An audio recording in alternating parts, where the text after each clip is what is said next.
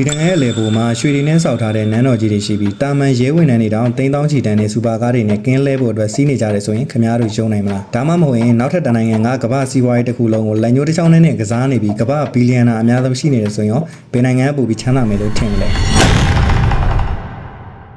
ဒီနေ့ဗီဒီယိုမှာတော့လူအများစုသိထားတဲ့အမေရိကန်နဲ့လူတိုင်းအံ့ဝါမဲ့ဒူဘိုင်းမျိုးရဲ့မြေုံနိုင်စရာချမ်းသာကြွယ်ဝမှုတွေကိုတက်တည်နေတယ်ကွာရှင်ပြသွားမှာမို့တစ်ဆက်ကန်မှာမျက်တော်မခက်ပဲစက်ကြည့်လိုက်ကြရအောင်ပထမဆုံးရှင်ပြမယ့်နိုင်ငံကကမ္ဘာစီးပွားရေး accurate လို့ပြောလို့ရတဲ့အမေရိကန် USA ပဲဖြစ်ပါတယ်လူအများစုကဒေါ်လာဈေးတက်တာကျတာလောက်ပဲကြည့်ပြီးအမေရိကန်ကိုတာမန်လို့ထင်နေကြတာပါဒါပေမဲ့ပူပြီးပသက်အဟောင်းသားပြရမယ့်အချက်ကကမ္ဘာပေါ်မှာရှိသမျှနည်းပညာကုမ္ပဏီကြီးတွေဖြစ်တဲ့ Apple, Microsoft နဲ့ Google တို့ဟာအမေရိကန်နိုင်ငံတစ်ခုထဲမှာတင်ခြေစိုက်ထားတာပါဒါပေမဲ့လားဆိုတော့မဟုတ်သေးပါဘူးကမ္ဘာချမ်းသာသော trillion Elon Musk ကနေစားလို့ Jeff Bezos အထိကမ္ဘာချမ်းသာသောလူများစုဟာအမေရိကန်မြေပေါ်မှာပဲပိုက်ဆံတွေကိုရေးလို့သုံးနေကြတာဖြစ်ပါတယ်။ဒီပညာနဲ့ကမ္ဘာစီးပွားရေးကိုအမေရိကန်ကထိန်းချုပ်ထားတယ်ဆိုရင်ရွှေတွေကိုတဲလို့ဖြုံပြီးမြင်သမျှအရာတွေကိုစိန်တွေရွှေတွေနဲ့မုံမှန်ထားတဲ့တဲကန်နာတွေကနတ်ပိတ်မှန်ကြီးကတော့ဘလောက်တောင်ကြောက်စရာကောင်းချမ်းသာနေမလဲ။ဒုတိယနိုင်ငံကိုဆက်လိုက်ကြအောင်။ဒါနဲ့စကားမဆက်ဂျပန် TikTok ကောင်တွေကိုပိုင်စော်ထက်လုပ်နေတဲ့နိုင်ငံတကာကွန်တန်အမျိုးအစားနဲ့ငွေရှာခြင်းနဲ့ဆိုရင်တင်နန်းကောင်းလေးတစ်ခုရှိပါတယ်။ဒီကောင်မှာတွားရောက်စုံစမ်းနိုင်ပါတယ်။ပြန်စားလိုက်ကြအောင်။ဒုတိယမြောက်ရှင်ပြမယ့်နိုင်ငံကတော့ကမ္ဘာအစံပြဆုံးဇင်ခံမှုတွေစုဝေးရာ UAE နိုင်ငံပဲဖြစ်ပါတယ်ဒီနိုင်ငံမှာတော့တဦးချင်းစီရဲ့ကြွယ်ဝမှုဟာတာမန်လူတွေစိတ်ကူးထဲမှာတော့မတွေးရတဲ့အဆင့်မှာပဲရှိပါတယ်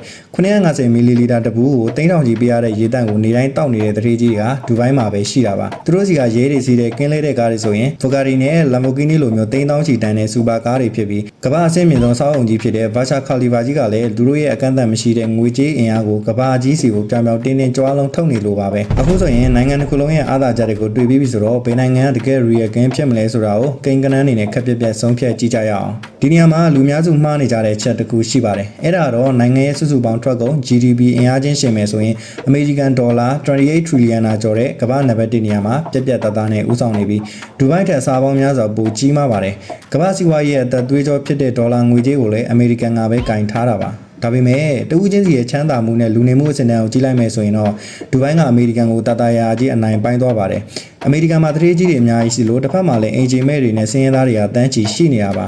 ဒူဘိုင်းမှာတော့နိုင်ငံသားတိုင်းအစိုးရထောက်ပံ့မှုတွေကြောင့်မွေးကလေးကတရေဖြစ်နေကြပြီးတာမန်လူတွေတော့ခွန်လုံးဝပေးစရာမလိုတဲ့အပြင်ဇိမ်ခံစူပါကားတွေကို AC နိုင်တဲ့အထိလုံခြုံကြွယ်ဝကြတာပါဒါကြောင့်နှိမ့်ချုပ်လိုက်ရင်အမေရိကန်ကမ္ဘာကြီးတစ်ခုလုံးထိချုံမောင်းနေတဲ့အာဏာရှိဆုံးစီးပွားရေးအင်ပါရာကြီးဆိုရင်ဒူဘိုင်း UAE ကတော့ငွေတွေကိုအကန့်အသတ်မရှိပိုင်ဆိုင်ပြီးအခွန်မပေးပဲဖြုံးနိုင်တဲ့ဘီလီယံနာတွေရဲ့စစ်မှန်တဲ့နက်ပုံပိမှန်လို့ပြောလို့ရပါတယ်။ခင်ဗျားတို့ဆိုရင်အခုပြောပြတဲ့အချက်တွေအရကမ္ဘာစီးပွားရေးကိုချုပ်ကင်နေတဲ့အမေရိကန်ကပိုချမ်းသာတယ်လို့ထင်လားဒါမှမဟုတ်ရင်လူတိုင်းရွှေဘုံပေါ်မှာမြုပ်နေတဲ့ဒူဘိုင်းကပဲပိုချမ်းသာတယ်လို့ထင်လားတကယ်လို့ပိုက်ဆံနေတာအကန့်အသတ်မရှိရှိလာရင်ခင်ဗျားတို့ဘယ်နိုင်ငံမှာသွားပြီးဘဝကိုဇိမ်ရှိရှိနဲ့ဖြတ်သန်းခြင်းလဲဆိုတာကွန်မန့်မှာပြောပေးသွားခဲ့ပါအောင်ကျွန်တော်တော့ပိုင်စော်ထပ်ပါအဆုံးထိကြည့်ရှုပေးတဲ့အတွက် thank you ပါ